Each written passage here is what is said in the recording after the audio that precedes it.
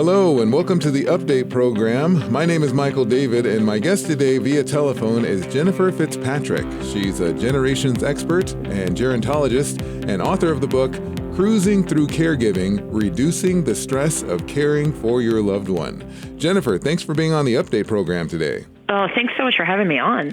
Now, what made you become an advocate for the senior community? It probably started because I had wonderful grandparents, and my grandparents were young grandparents, and they were only in their 40s when I was born, and nowadays we see a lot of people having kids for the first time in their 40s. But yeah, they were wonderful, and I always just really enjoyed older people, and my grandparents were not just really wonderful grandparents, but their whole lives I considered them to be friends, like really good friends of mine. Now, have you been touched personally by a particular family member that had something like dementia? Well, I've been a caregiver several times, but my great-grandfather they believe he had Alzheimer's, of course. It was some type of dementia.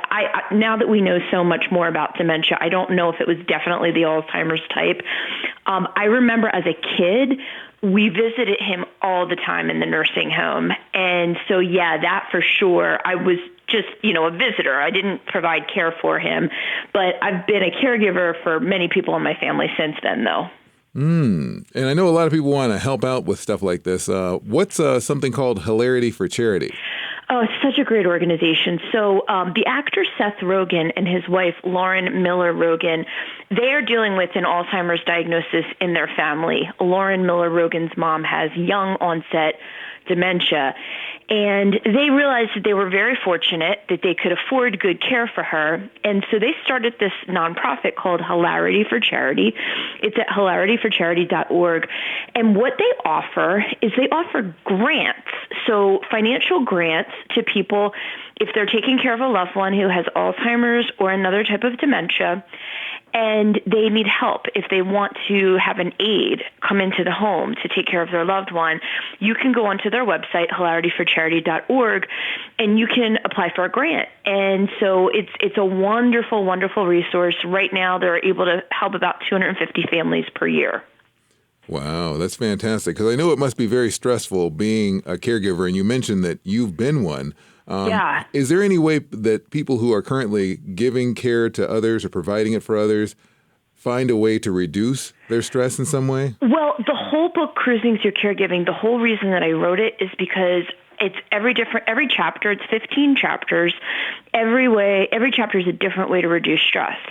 So for one, getting help. So you never want to be the only person providing care. It's never a good idea for one person to be in charge. So in Cruising Through Caregiving, I talk about the concept of the primary caregiver. Maybe you're a spouse, maybe you're an adult daughter. You're sort of the captain of the ship. And then you want to have lots of first mates and dockhands helping out too. We never want it to fall onto one person. Yeah, that's a very good idea.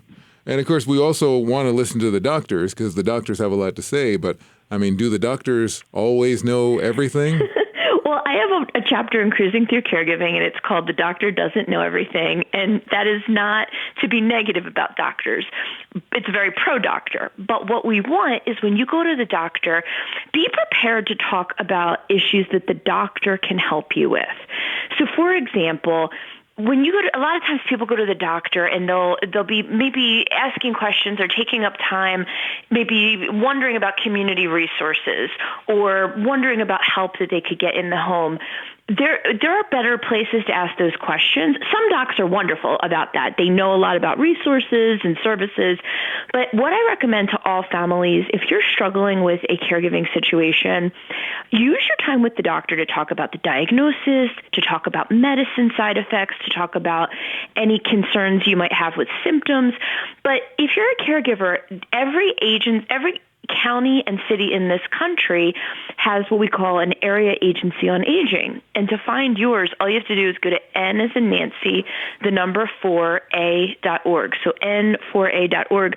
You plug in your zip code and your area agency on aging will pop up. And you want to just reach out to them, say, hey, listen, this is the situation I'm dealing with my mom or my husband, and what kind of resources are out there to help me? And they'll help you figure out what your loved one would financially qualify for, but also if you need to maybe look at senior living options or home care options, they would provide for you, they often can provide for you a list or tell you where you can get a database of services. So I'm not saying that they're going to fix all of your problems, but they can certainly point you in the right direction. So N as in Nancy, 4A.org to look up your local area agency on aging. So in the number 4A.org, and that would give us information about what kind of services are available to us as caregivers? In your geographic area. Okay, wonderful. Good to know. Now, how important is it to have support around us as caregivers? It's absolutely essential, because when you don't have support, you are much more likely to have burnout. And I don't know if you realize this, but did you see recently burnout has been classified as a medical condition. So people are getting diagnosed with burnout for workplace burnout, but caregiver burnout is something we've known for a long time. If caregiving is the only thing that you're doing in your life, you're probably going to be burnout. So you want to provide a lot of support. So I did want to mention, you asked about Hilarity for Charity. Hilarity for Charity, my organization, and a company called Oasis Senior Advisors, we have all partnered to create a virtual book club for dementia caregivers. And it started a couple of weeks ago. It's 15 weeks. It's totally free. We're going to have, it's every Wednesday through August 28th, at 4 p.m. Eastern, 1 p.m. Pacific time, and we spend an hour with experts from all different organizations talking about ways that you can reduce stress. So if you want to join that, it's cruisingthroughcaregiving.com, and it's totally free. But what you want to do also is, when you call your area agency on aging, ask them about support groups. Maybe it's time to see a counselor or a psychotherapist. If you find that you're stressing and you're doing a lot, you really, really have to take care of yourself, because you are useless to your loved one if you're burnt out. That's an interesting way to look at it, that we're useless if we are burnt out. And I guess I would feel like, if I'm the only one who can take care of grandma, then I shouldn't worry about myself. I should just worry about grandma. Grandma's needs come first, and I should just have no boundaries at all. But it sounds like there should be boundaries there. Well, I think boundaries are one of the most important aspects of caregiving. For example, when my family, we were taking care of my grandma, and she did not have dementia, but she had a lot of health issues, and it got to a point where she didn't want to move, which most people don't, but she also wanted someone to be with her all the time.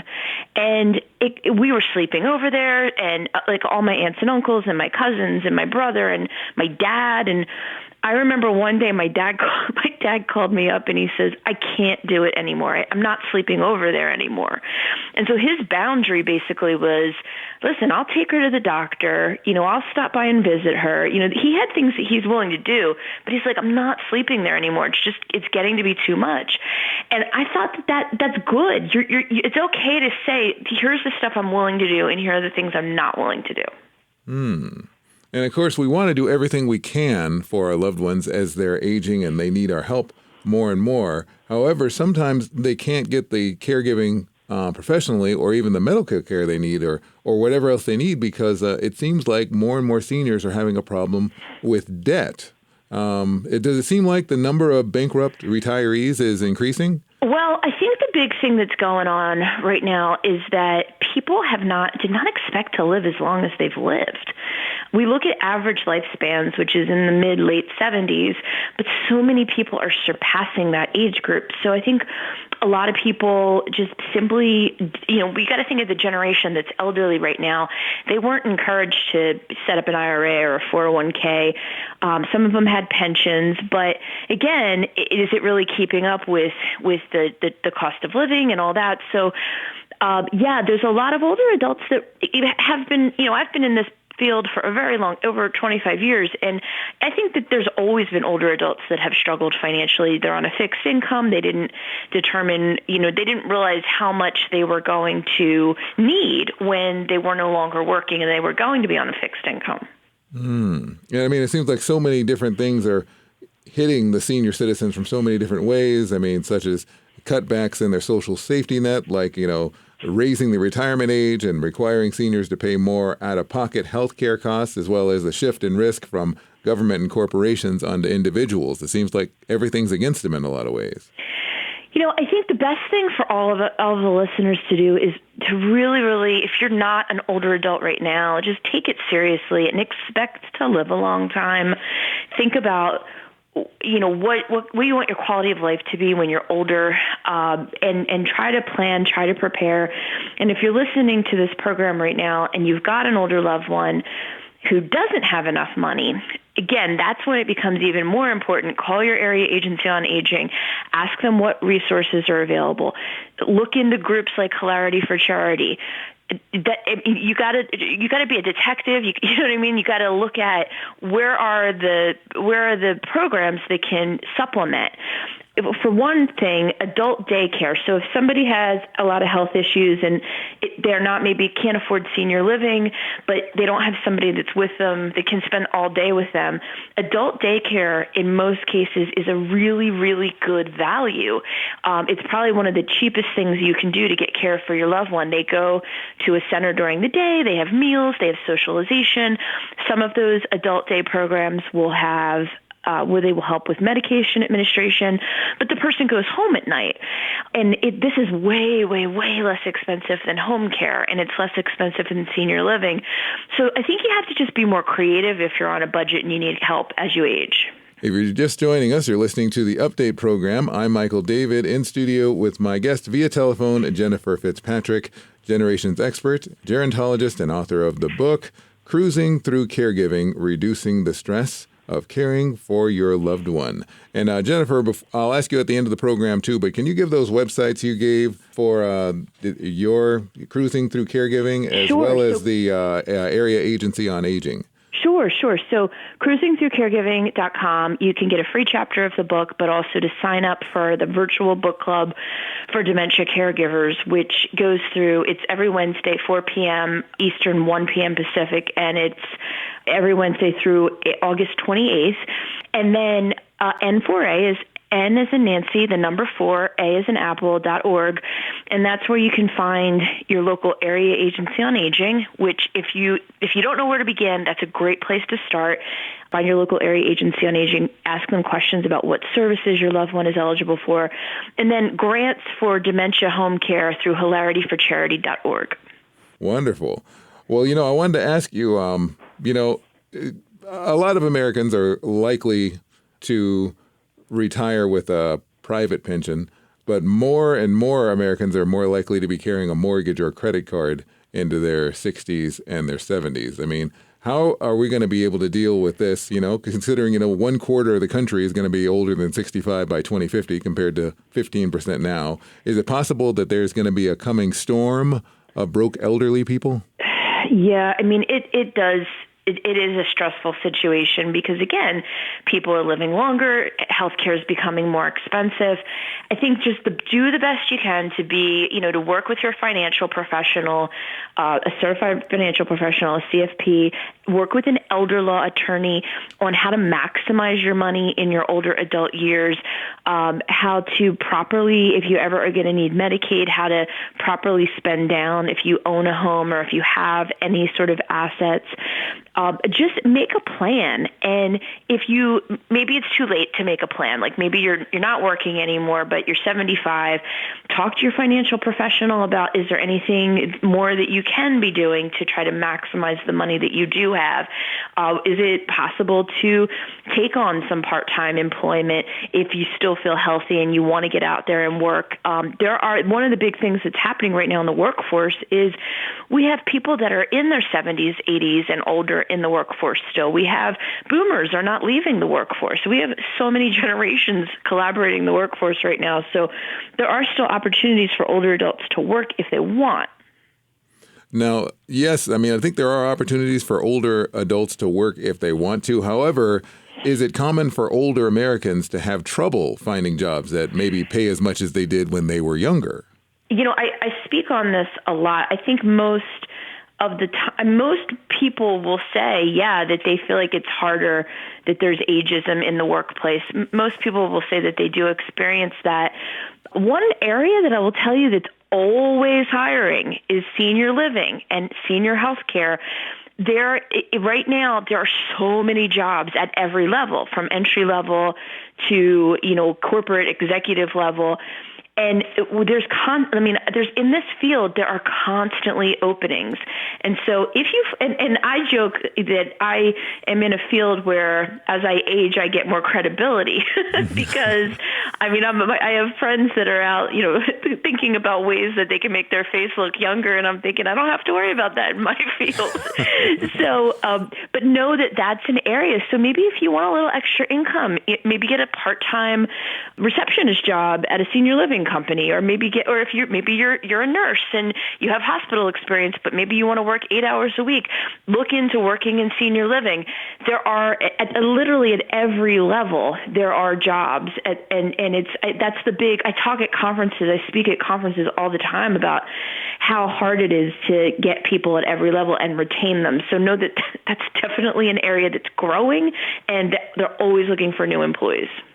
Now, of course, it's great to, if a senior person can actually find a job as a senior citizen, but sometimes even with that, bankruptcy seems to be inevitable. And if they do file for bankruptcy, for a younger person, of course, it does provide a fresh start. It wipes away the debts or restructures them in a way that makes it easier for them to pay down. However, for a bankrupt senior, isn't it a challenge that they don't have enough time to regrow their financial wealth? Yeah, again, if you find yourself in a situation like this, I definitely would say talk to a financial professional, talk to your accountant, try to figure out, because one of the sad facts right now is that there's a lot of options out there for people who have plenty of money. But then there's actually a lot of options in terms of like benefits, and you can qualify for a lot of programs if you have hardly any money. So in some ways, I don't want to say no one wants to be bankrupt. No one wants to have zero cash. But there are instances where sometimes if you have less money as an older person, you're going to qualify for more programs. So don't let that, obviously, if you found yourself in a difficult situation, just, again, call your local area agency on aging, call your local Department of Social Services, your local health department, say, here's my income, or here's my assets. Like, is there anything that I qualify for? Are there any programs out there for somebody like me? And sometimes you'll be pleasantly surprised because there are those income criterias, and if you don't have a lot of income, I know this sounds funny, but sometimes it can work to your advantage to qualify. That's interesting. So again, that area agency on aging would have all that information, the N4A.org. And again, listen, I don't want to say that they can solve every problem that you have, but it's a great launching point to start getting help. Sure. Because, there are so many different types of problems. I think one of them is that people have an inadequate retirement income, and then on top of that, they have the rising healthcare costs. And, the math isn't working, Oh, for sure. But then you throw on top of it, I work with families all the time where, maybe you're 72 and your mom is 96, and your mom doesn't have enough money for her own care, and you're starting to try to supplement that with your money. And then what we see is a spin-off effect. And then your 45-year-old daughter is helping you. And it's really for the young people that are listening to the program, just do the generations to come a favor and just do everything you can to try to save for your own retirement. That's interesting. We can actually help our parents by saving for our own retirement. Well, we can help our kids by saving for our own retirement. But like you were saying, that 72-year-old guy who had to take care of the 96-year-old. Right. If he had taken care of his own retirement, he'd be able to help his mom more, kind of thing. Sure. But I think it goes in both directions, though, because I've seen so many people, they'll say, oh, gosh, well, my mom, or they'll leave a job, for example. Like, they'll leave a job and say, well, my mom needs me, and I'm only making, let's say she makes $40,000 a year. My mom, if I paid an aide to come in, it would be equal, and so what's the point of me working? I'll just take care of her. Well, you got to think about all those things, Michael. You just said about the 401k, and you think about, are you losing your health insurance? Or you're thinking, also, like if maybe your mom passes away in a couple years, are you going to be able to get back into the workforce at the same level? So I think you just have to, if you're going to retire early or quit your job or go part-time, just do the math and make sure that it makes sense. Yeah, that makes sense. And I know a lot of older people, who are still working, and they're beyond 65, they're beyond 70. And I think sometimes they think, they'll be able to continue doing what they're doing, and that will take care of their financial situation. However, sometimes, with people with advanced age, even though they plan to continue working, sometimes their health does end up failing. They don't feel up to it, yeah, absolutely. Yeah, and so that can be a problem as well. So I would imagine, yes. Oh, for sure. And I think it's just a matter of just do the best you can wherever you are today. Just try to be mindful. Try to do the best you can to save and just do the best you can. I think, don't, I'm not saying that you don't like get, your bathroom fixed if there's a problem, right? Mm-hmm. Like you got to be reasonable, but you have to, you want to be mindful. You want to be mindful because we all are living longer, and you might very well need that money in retirement.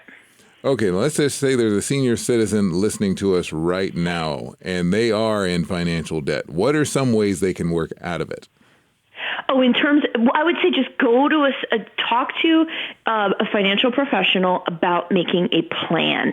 And again, one of the reasons that going to an area agency on aging can be so helpful is oftentimes they will have days where they have a financial professional like a Q&A, or they'll have an attorney come in and help talk about ways that you can deal with those things. I believe AARP has a program like that also. So, talk to people that you know who are good at budgeting, or that they're doing well financially. Ask them for their tips. Take a class. Most, at least in Maryland where I am, and a lot of states I know do this. I'm not sure if it's the case where you are. But if you're over 60 in Maryland, you get to take classes at community college for free. And so maybe take a class and learn. I think one of the problems with our school systems is we don't teach personal finance. We teach algebra and stuff that maybe you're not necessarily going to use as much later in life, but we don't teach people how to do basic budgeting. Very true. Very, very true. And also I would imagine there are a lot of people out there who look for seniors to take advantage of them. Oh, gosh, there are no shortage of scams. Absolutely. And, it's like, it seems like a new scam pops up every day. Now, tell me some of the scams you've seen that are common for seniors. Oh, a big one, of course, is the IRS scam, where somebody calls and pretends they're from the IRS. So you never want to respond to that. The IRS doesn't call you on the phone. They're going to send you a letter. The other scams that we're seeing a lot of is people getting a call on their cell phone and saying your grandson's kidnapped.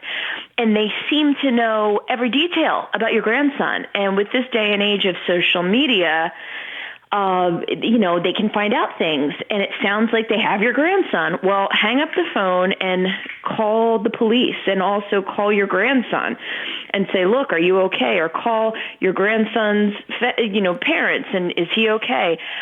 Because that scam is happening more and more. We're also seeing scams with online dating with older adults. They never talk on the phone to the person. They never meet the person in person, and then that person starts making asks for money. So, sadly, there's no shortage of scams, and we just have to keep our eyes open and just use your common sense. If you think something might be a scam, talk to somebody. Oftentimes, if you Google what happened to you, and if it's a scam, it's going to show up that's a scam. Now, going back to the IRS, what a lot of times are they trying to get from the seniors when they're getting that information? Credit card number. Or they want you to wire money like PayPal or Venmo or something like that. Give them their bank account number kind of thing? Yeah, exactly. Or they're going to, I need to verify your Social Security. There's all kinds of stuff. If you pick up my rule of thumb to older adults, and all people actually, I don't answer my phone unless I know who it is, on my cell phone or my house. And I think that's a good rule of thumb because if it's an important message, for example, even if allegedly my bank or my credit card calls my house or my cell phone, I'm one of those old school people. I still have a house phone. But I will actually go to the website, look up the number for my bank, look up the number for American Express. I won't use the number that they allegedly left. They say this their numbers. I look it up, and sometimes, it is your bank, but sometimes it's not. So just if you make an outgoing call, don't give out private information to an incoming call. And what about the guys who come and knock on the doors of the seniors and say they want to do construction around the house? Okay, tell me about careful. that. Get referrals. Be careful. Make sure it's somebody that's reputable and licensed. Actually, what's going on right now, I just saw on the news here in Maryland, a scam is going on where people are knocking on the door of Baltimore City residents and saying that they're from the water department and they need you to pay today or your water will get shut off. Oh, my goodness gracious. Yeah, I mean, it's like there's no shortage. You got to remember, a lot of these people, it's a business to them. Scamming others is their business. So they can be very smart and very savvy. Oh, wow. Wow. And as we continue to get older, does this become easier or more difficult to do these types of things that you've been talking to us about? I think it depends on the individual. Some of us we get real wise as we go through the aging process, and we say to ourselves, this is something I'm going to learn. This is something that I made a mistake with money, or when I got divorced, and now I'm bettering the situation, or I got into debt once, and now I'm never going to let that happen again. But some of us make the mistake repeatedly. So I think it just depends on the individual. Is there, again, can you give the website where people can get more information on you? Sure. It's JenniferFitzPatrick.com, or I'm on Instagram, Jennifer L. Fitzpatrick. And the CruisingThroughCaregiving.com is where you can join our virtual book club for dementia caregivers. It's 15 weeks. It ends on August 28th, but we send the recordings to you if you don't join us live. And then we've got HilarityForCharity.org if you want to apply for a home care grant for dementia caregiving. And then N4A, N as in Nancy, the number 4, A as in Apple.org. Put your zip code in, and it'll tell you where to go in your geographic area for initial help for an older adult. And would it also have information on where they can get a certified financial planner as well? Sure. So you can go to FINRA.org to see for licensed people that are overseen by FINRA for a broker check. For those or registered representatives of FINRA, you can go to FINRA.org. How do you spell FINRA? FINRA.org. Okay, very good. Well, Jennifer, thank you so much for being on the Update program today. Thank you. You've been listening to the Update program. My guest has been Jennifer FitzPatrick. She's the Generations expert and gerontologist and author of Cruising Through Caregiving, Reducing the Stress of Caring for Your Loved One. You can get more information about her at cruisingthroughcaregiving.com, and you can learn more about the area on aging at n4a.org. The views and opinions expressed on Update do not necessarily reflect those of management, sponsors, ownership, or staff of this station. We welcome your thoughts. Send them to Update Program, 3000 West MacArthur Boulevard, Suite 500, Santa Ana, California, 92704. Thank you for listening, and God bless.